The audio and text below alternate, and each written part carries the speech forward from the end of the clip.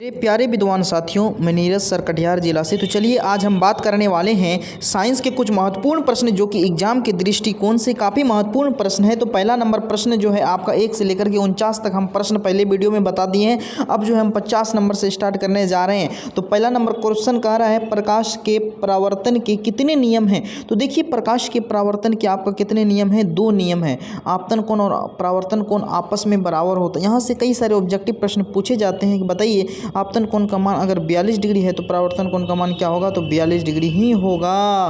आपतित किरण, ये आपतित किरण है, ये परावर्तित किरण है और ये अभिलंब है, तीनों एक ही बिंदु पर होते हैं और जिस बिंदु को कहते हैं आपतन बिंदु। ये आपका दूसरा नियम है, ठीक है। और पहला नियम आपका आपतन कोण और परावर्तन कोण आपस में बराबर होता है। तो सीधा याद रखना है कि प्रकाश के परावर्तन के कितने नियम हैं, तो 2 नियम है। ऑप्शन नंबर यहाँ पर आपका बी करेक्ट आंसर है, 2 नियम। कितना नियम बाबू रे, 2 नियम हो जाएगा, ठीक है। चलिए नेक्स्ट प्रश्न की बात करते हैं। अगला कह रहा है निर्वात में प्रकाश की चाल कितनी होती है।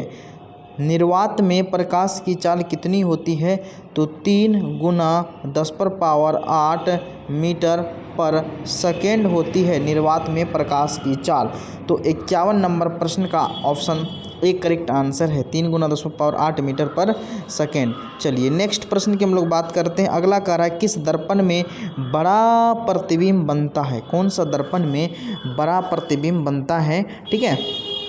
तो बड़ा प्रतिबिंब में जो है आपका वह अवतल दर्पण में बनता है। कौन सा दर्पण में, अवतल दर्पण में बनता है। ऑप्शन नंबर यहाँ पर आपका बी करेक्ट आंसर है, अवतल दर्पण।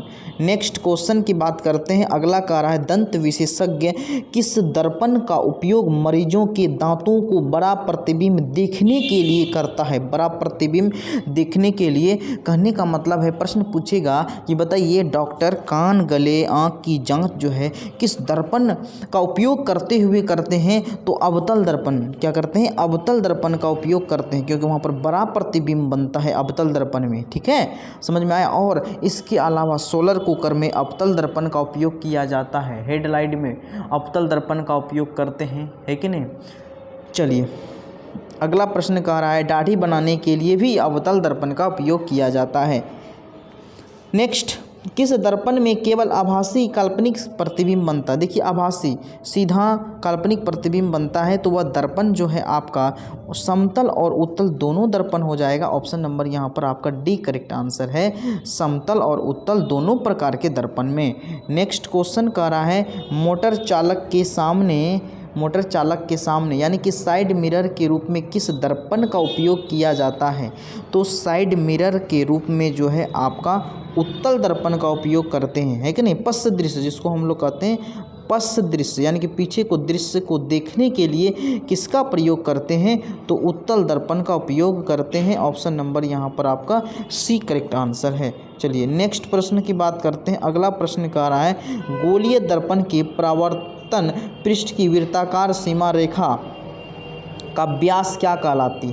कहने का मतलब है कि गोलीय दर्पण के परावर्तक पृष्ठ की वृत्ताकार सीमा रेखा के व्यास को क्या कहते हैं, तो गोलीय दर्पण का द्वारक कहते हैं। ऑप्शन नंबर यहाँ पर आपका डी राइट आंसर हो जाएगा, गोलीय दर्पण का द्वारक। नेक्स्ट क्वेश्चन कह रहा है प्रकाश तरंग, प्रकाश कौन सा तरंग है। प्रकाश जो है आपका विद्युत चुंबकीय तरंग हैं। ऑप्शन नंबर यहाँ पर आपका बी करेक्ट आंसर है, विद्युत चुंबकीय तरंग हैं। कौन, प्रकाश। Option number B is the right answer हो जाएगा। नेक्स्ट क्वेश्चन की हम लोग बात करते हैं। गोलीय दर्पण में फोकसांतर जिसको हम लोग फोकस दूरी कहते हैं, फोकस दूरी को फोकसांतर नभ्यांतर भी कहते हैं, वक्रता त्रिज्या के बीच संबंध तो सूत्र होता है F = R/2 होता है, ठीक है। F = R/2।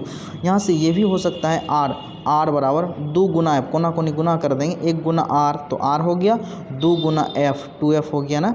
तो इसीलिए या तो F = R/2 होगा, ये भी होगा F = R/2। ऑप्शन नंबर यहाँ पर आपका सी यहाँ पर राइट आंसर हो जाएगा, ठीक है। तो चलिए जो भी पहली बार जुड़े हैं तो कृपया करके चैनल को अवश्य सब्सक्राइब कर दें, साथ ही साथ बेल आइकन भी दबा दें ताकि आपको अभी हमेशा काम में आएगा मेरा वीडियो, ठीक है। समतल दर्पण में प्रतिबिंब की प्रकृति कैसी होती है। समतल दर्पण में प्रतिबिंब की जो प्रकृति प्रवृत्ति होती है वह क्या होती है, आभासी तथा बराबर होती है।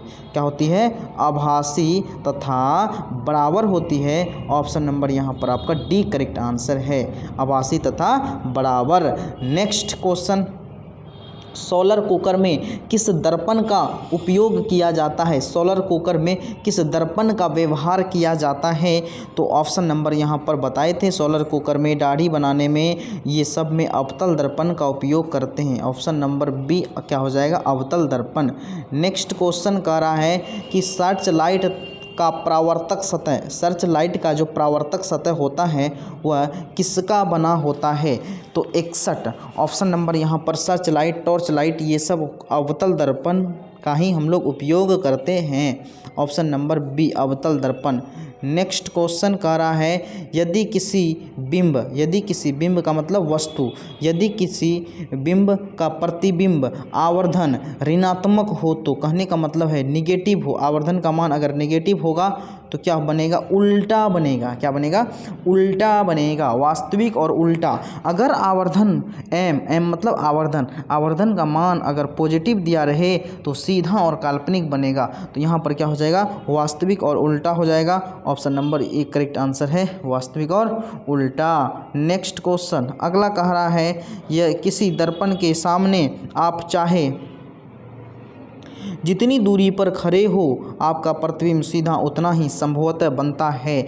वह किस दर्पण में बनता है, कहने का मतलब है जो दर्पण आपका जितना साइज रहेगा उतना ही साइज आपका बनेगा, सेम समान साइज का बनेगा, ठीक है, सीधा ही बनेगा। तो वह कौन सा दर्पण होता है।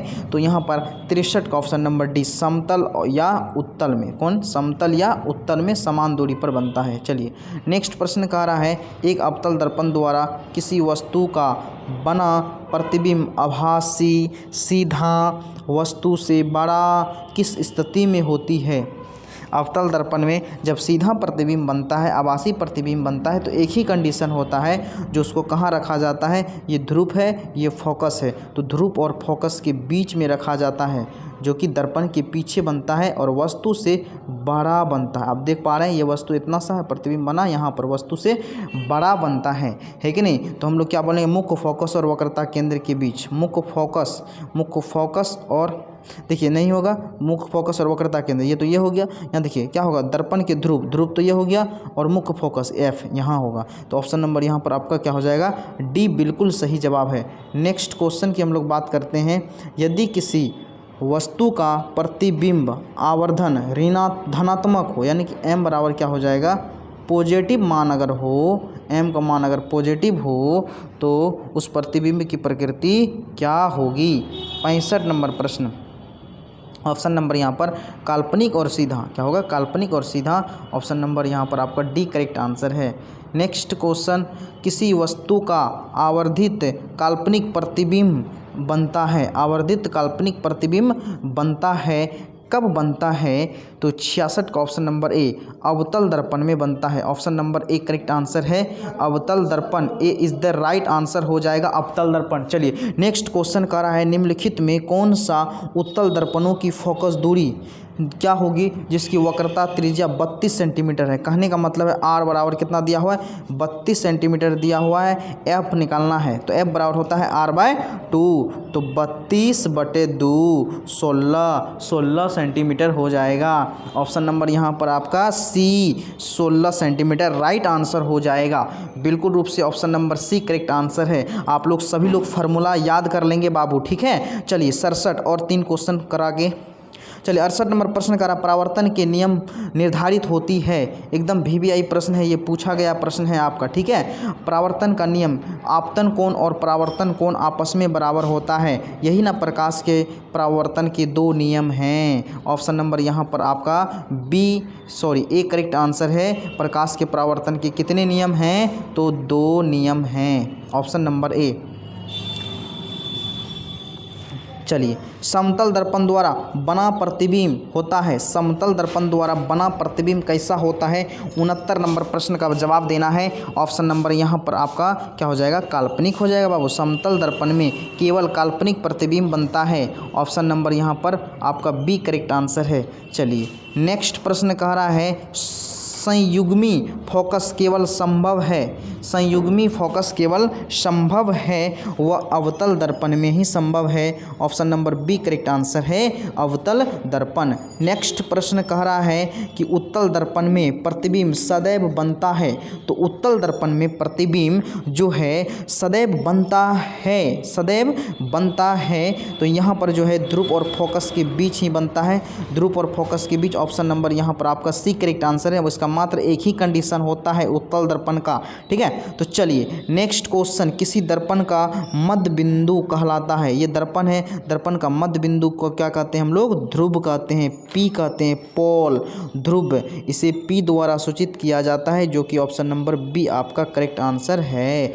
नेक्स्ट क्वेश्चन कह रहा है, अगला क्वेश्चन बताना है, समतल दर्पण में वक्रता त्रिज्या आर, वक्रता त्रिज्या जो आर होती है, आर बराबर सूत्र क्या होता है 2f, क्या होता है 2f, और f बराबर सूत्र होता है r/2। Option number A correct answer हो जाएगा। चलिए नेक्स्ट क्वेश्चन, हजामत यानी कि हजामत बोलिए, दाढ़ी बनाने बोलिए, हजामती बोलिए, दाढ़ी बनाने बोलिए, ठीक है, शेविंग बोलिए, बनाने में किस दर्पण का व्यवहार किया जाता है, तो यहाँ पर हो जाएगा आपका 74 का बी हो जाएगा, अवतल दर्पण का उपयोग। डॉक्टर कान गले की जांच अवतल दर्पण का उपयोग करते हैं, है कि नहीं, और साथ ही साथ सर्च लाइट, टॉर्च लाइट में भी अवतल दर्पण का उपयोग किया जाता है। नेक्स्ट क्वेश्चन कह रहा है, समतल दर्पण को रेखीय आवर्धन, समतल दर्पण का रेखीय आवर्धन m बराबर क्या होता है 1 होता है, समतल दर्पण m बराबर 1 होता है कि नहीं। चलिए तो ऑप्शन नंबर यहाँ पर आपका सी करेक्ट आंसर है। नेक्स्ट क्वेश्चन कह रहा है कि बताना है प्रतिबिंब की ऊंचाई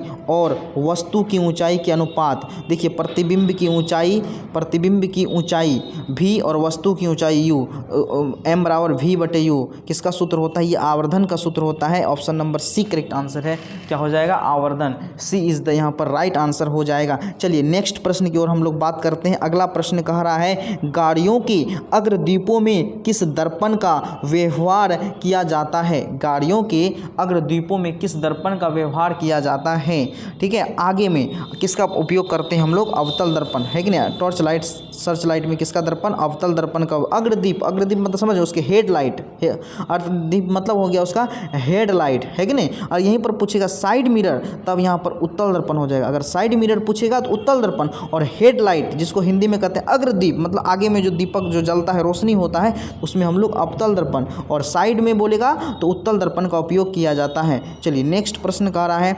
दर्पणों के प्रयोग में सभी दूरियां मापी जाती है, सभी दूरियां कहाँ से ज्ञात की जाती है, तो दर्पण के मुख्य ध्रुव से ज्ञात की जाती है। कहाँ से, ध्रुव से ज्ञात की जाती है। ऑप्शन नंबर यहाँ पर आपका एक करेक्ट आंसर है, ध्रुव से। चलिए नेक्स्ट, गोलीय दर्पण जिसका दृश्य क्षेत्र बहुत विस्तृत होता है, गोलीय दर्पण जिसका विस्तृत क्षेत्र जो है काफ़ी बड़ा होता है दृश्य क्षेत्र, वह कौन सा है, वह उत्तल है। Option number B correct answer है, वह आपका कौन सा है, उत्तल दर्पण है। चलिए लास्ट क्वेश्चन और अंतिम क्वेश्चन बताना है आपको, किसी दर्पण का मध्य बिंदु क्या कहलाता है, किसी दर्पण का मध्य बिंदु क्या कहलाता है। ये क्वेश्चन आप लोगों को होमवर्क दिया जा रहा है और कमेंट बॉक्स खाली है, और आप सभी लोग कमेंट करके हमको बताएंगे कि उत्तल दर्पण के मध्य बिंदु को क्या कहते हैं। 80 नंबर प्रश्न, अंतिम प्रश्न आपके लिए छोड़े हैं, ठीक है। अगर कोई डाउट हो तो आप फिर कमेंट कर सकते हैं, अगर आंसर पता नहीं हो, अगर पता हो तो आप जो है अवश्य रूप से जवाब देंगे। साथ ही साथ जो पहली बार जुड़े हैं तो कृपया करके आप चाय नाश्ता करके जाइएगा। नहीं, चाय नाश्ता नहीं करके जाना है, सब्सक्राइब करके जाना है। और साथ ही साथ आप देख पा रहे हैं कितना ज़बरदस्त नोट्स PDF आपके सामने खुल रहा है, नीचे इसका आंसर भी दिया गया है, ठीक है, और ये नंबर दिया गया, इस पर आप लोग नाम और जिला का नाम लिख करके क्या कर दें, मैसेज कर दें, आपको PDF नोट्स मिल जाएगा, ठीक है। क्या करना है, नाम और जिला का नाम लिखकर इस नंबर पर क्या करना है, मैसेज कर देना है, आपको PDF मिल जाएगा, ठीक है। चलिए तो अगर आप लोगों को वीडियो बढ़िया लगा होगा तो लाइक, सब्सक्राइब एंड शेयर आप सभी विद्वान साथी अवश्य करेंगे। धन्यवाद।